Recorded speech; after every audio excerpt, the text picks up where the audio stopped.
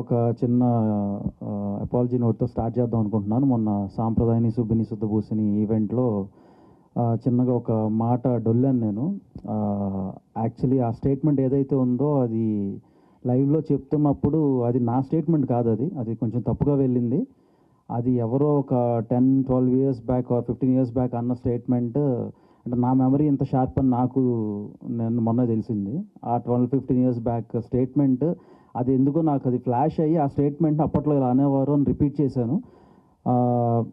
అంటే నేను మళ్ళీ రీట్రేట్ చేస్తున్నాను.